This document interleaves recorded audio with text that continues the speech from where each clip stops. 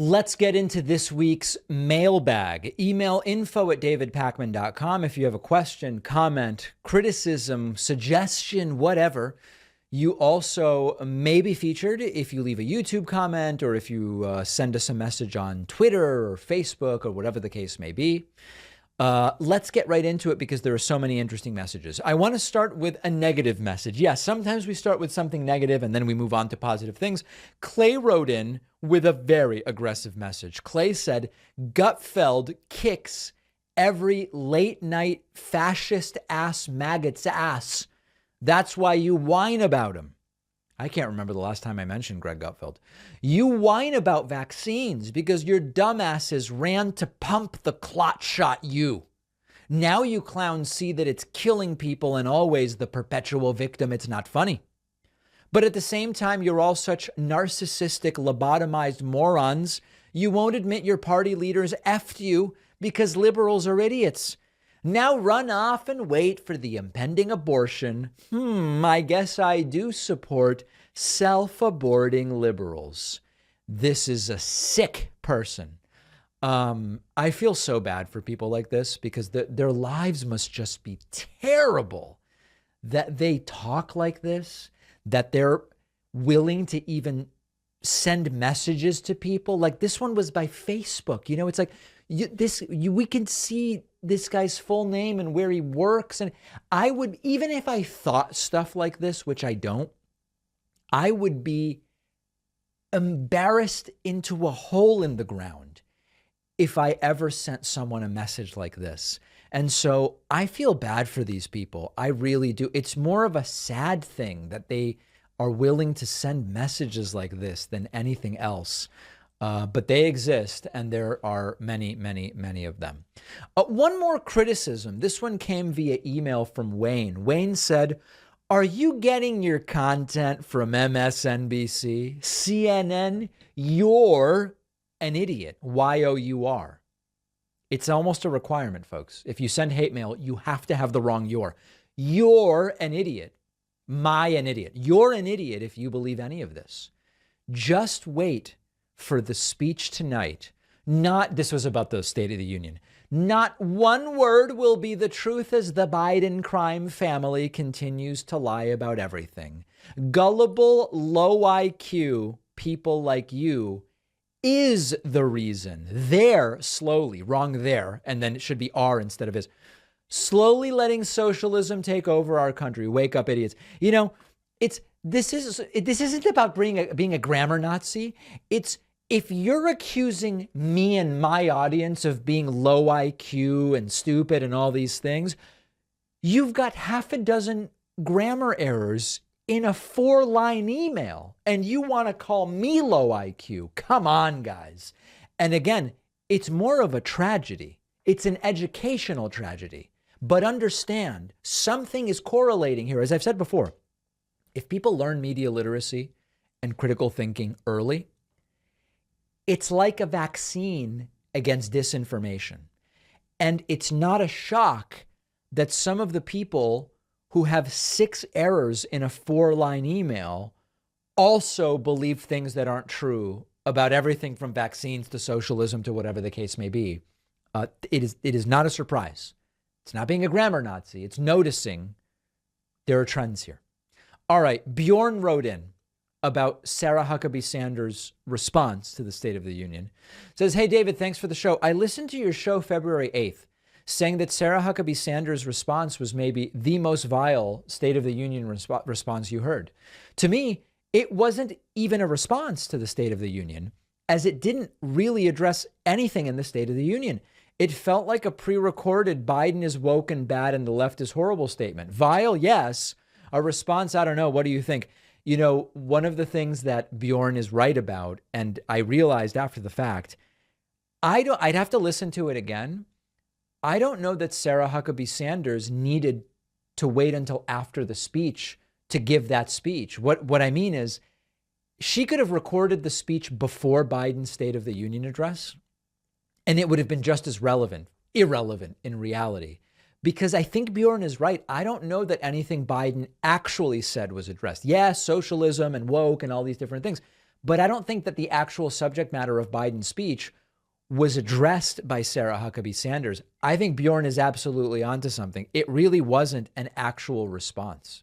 Matt wrote in and said, David, sir, I love the new backdrop on the set. You're the best, Matt.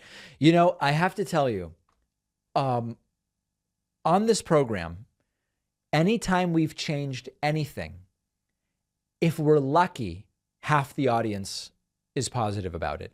When we change music, we get so many criticisms. When we've changed set elements, we get criticisms. When I went to, now I do wear a tie on the show. Now I'm no longer wearing a tie. Now I'm not even wearing the blazer. I'm back.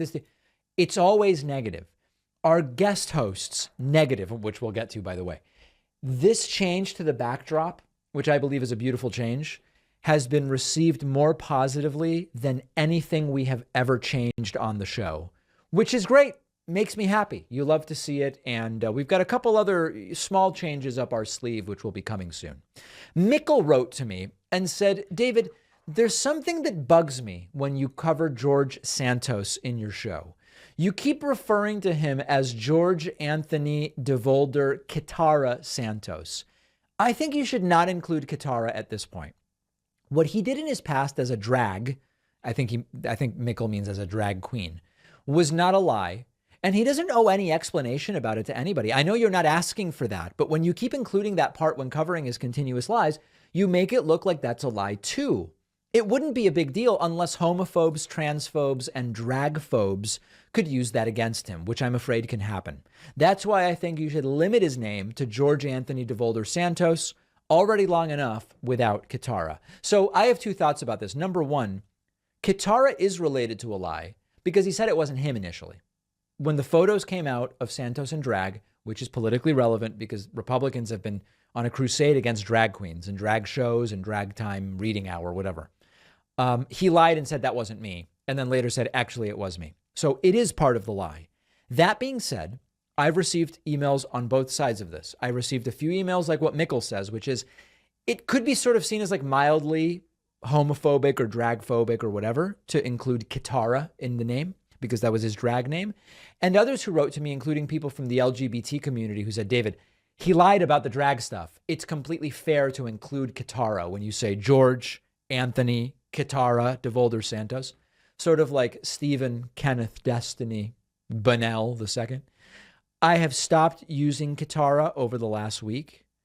I don't have a strong feeling one way or the other, but certainly nothing homophobic is meant by it. John wrote in and said, if Trump is still president, why does it matter that the election was stolen? Seems like it wouldn't matter, right? Great job, David and Luke. Keep it up. That's from John, who also goes by Mongoose. Yeah, this is one of those, the January 6th riots were actually totally peaceful and the rioters were Antifa. And it's like, wait, but so were they peaceful or were they Antifa? It is true that for the people who say the election was stolen and also I believe Trump is still the president, if Trump is still the president, it wasn't really stolen, was it, if you believe Trump won? Good luck speaking to these people. I mean, it's like you're trying to apply logic to claims that are completely illogical. So while you're completely correct, I believe it would be a waste of time to try to confront these folks with that, but probably entertaining on some level. Daniel wrote in about my replacements, my guest hosts, and said, David, none of these people comes even close to you. I cannot watch the show if you're not there. Please don't go away again, says Daniel. Well, Daniel, I'm sorry to tell you, I'm going to continue going away. Breaks are important. Vacations are important. Now, we've gone over this issue with the guest hosts many times with you in the audience. There was a time when I was off, there was no show. There were no shows. And a lot of people didn't like that. They said, David, you should have someone fill in for you. We started having people fill in, which, by the way, is a lot more work for us. And no matter who fills in, I get a ton of emails saying I didn't like that person. People write in, they say, I don't like when Luke Beasley fills in. I prefer Farron.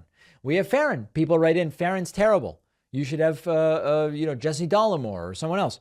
Jesse Dollimore fills in for me. Jesse's terrible. He yells too much, someone said. You should have Luke do it.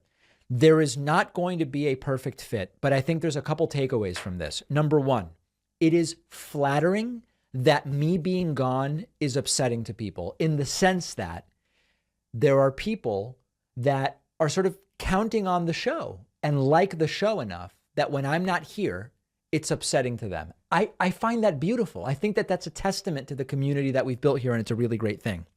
Now, where it gets ugly is the people who threaten to cancel their memberships if I have replacement hosts or go on vacation. You know, if you're telling me you value the show so much that you want me to be here more and you're willing to pay for a membership, it seems a little strange that you would say, I'm going to stop watching and cancel my subscription if you take any vacations. It seems not only insensitive to the reality that, like, hey, I need breaks too, but if you love the show so much that you're furious when I'm gone, why would you swear it off and start supporting the show? That's a little bit of a bummer. But here's the bottom line. Not everybody likes any of the hosts that we have, okay? And after all, it is the David Pakman Show. So it sort of makes sense that, at least in general, you're tuning in to see me. So I'm very sensitive to that. We are going to continue a rotating cast of guest hosts. That way, there will be hopefully someone everybody likes. And if you only want to see me, then just don't watch or listen on the days that I'm gone. I think that's the best solution for everybody. And most importantly, I really appreciate everybody who does have a paid subscription. And when we're off, writes in and says, hey, David, just wanted to let you know, I'm a paid supporter. You being gone reminded me how much I like the show and count on it. Enjoy the time away. Can't wait to see you when you're back. Those are really beautiful messages. I get like 3 whenever I'm away. Okay. We have a great bonus show for you today. Sign up at joinpakman.com. We'll see you then.